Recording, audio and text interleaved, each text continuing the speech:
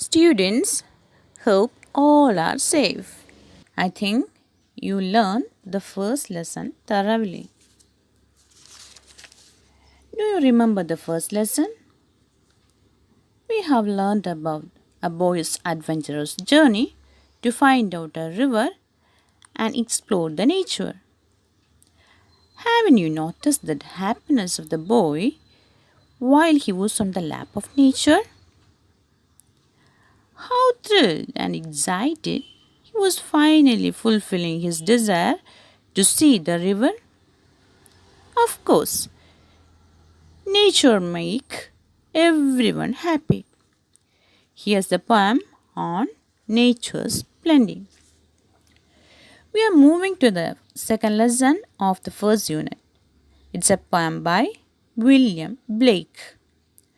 What's the title of the poem? Yes, it's The Echoing Green. The Echoing Green. From the very title, we can understand that it's a nature poem.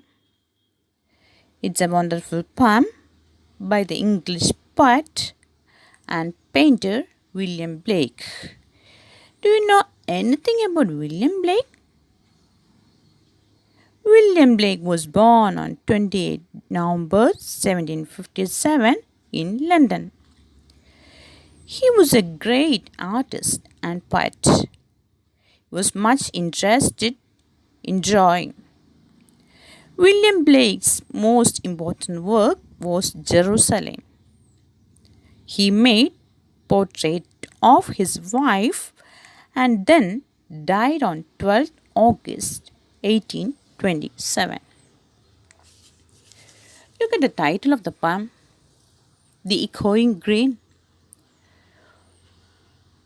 What do you mean by echoing? Echoing is the art of something that echoes or something that is repeated. Though the word echo means the reflection of sound, but here the word symbolizes the cycle of life, of birth, life, and death as it keeps repeating. What's the word green refers to here? Here it refers to nature. The poet has divided the poem into 3 stanzas, 10 lines with the rhyme scheme AABB.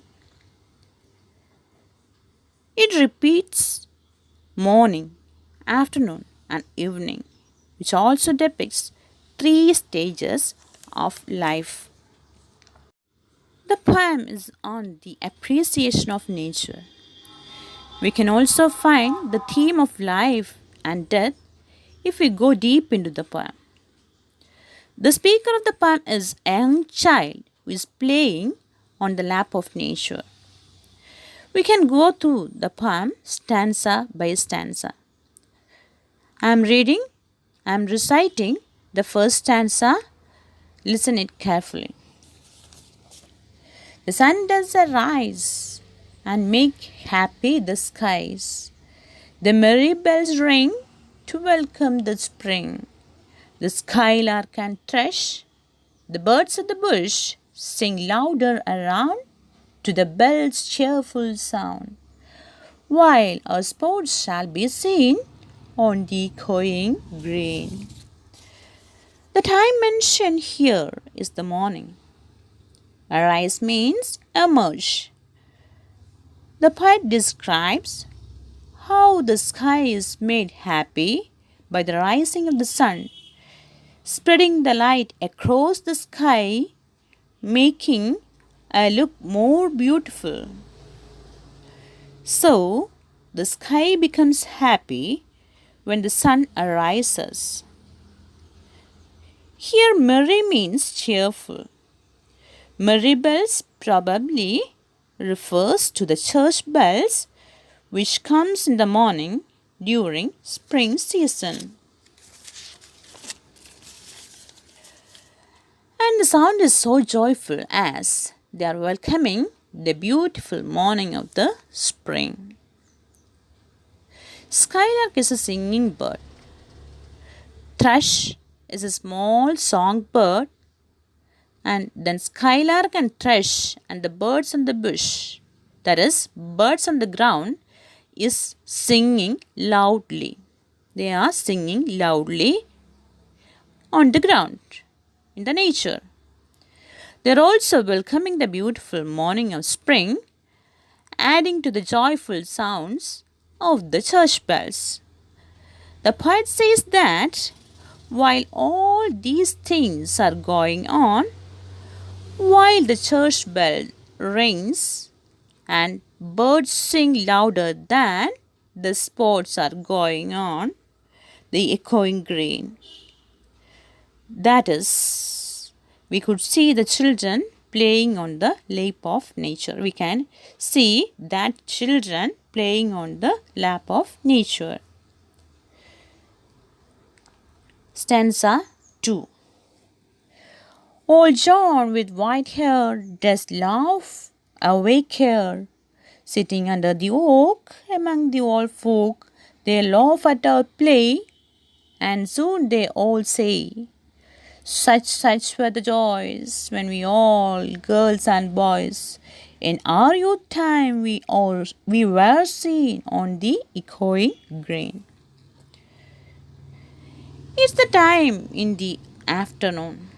Here, Old John refers to an old man, and the white hair depicts the final stage of his life.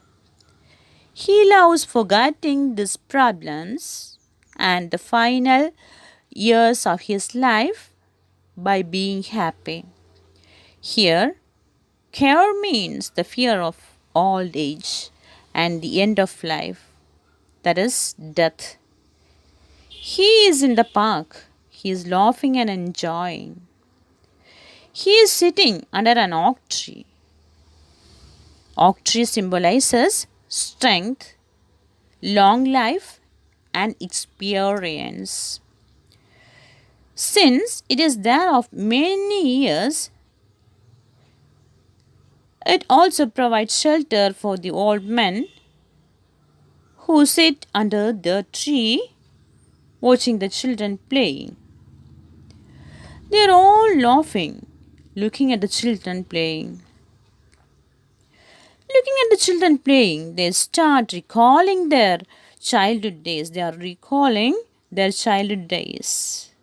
Being young, they also use to enjoy on the echoing green. Earlier, it was the old men enjoyed playing. As they are old, now their place are taken by the children. Then stanza 3, last stanza. Till the little ones weary, no more can be merry.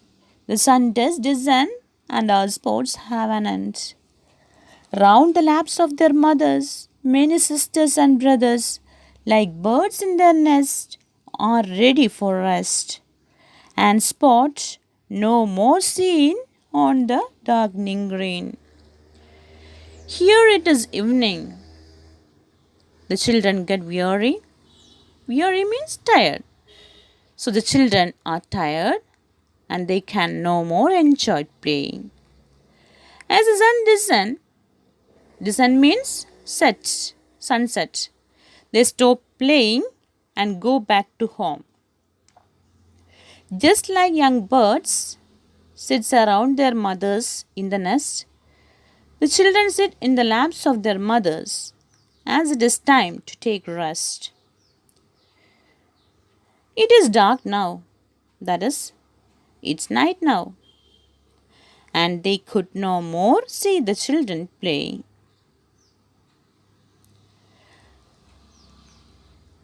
Unlike the other two stanzas, the stanza ends in darkening green because it is the end of the day, and for the old men, it is the end of their life. Dark green is not cheerful, but it is scary. It is not good. Thus, It's the end of one's life. The first part of the poem, Echoing Green, expresses a brighter time where the children are full of energy, enjoying the best part of their lives, and the weather is as perfect as it can be. Altogether, it pictures a happy scene. It symbolizes the youthful days. In the second part, however, the bright day comes to an end, making the approach of a gloomy time, where the children are now tired and want to go their houses. The best of the time has gone. It symbolizes the conclusion of the youthful days. The poet says that there will be a new day. There will be new children, and those who were playing will get old and sit under the oak tree, and this cycle will go on. The main theme of this poem is return to nature. Nature provides everything for children, for the birds, and even for the old men. Here I wind up the second lesson. Thank you.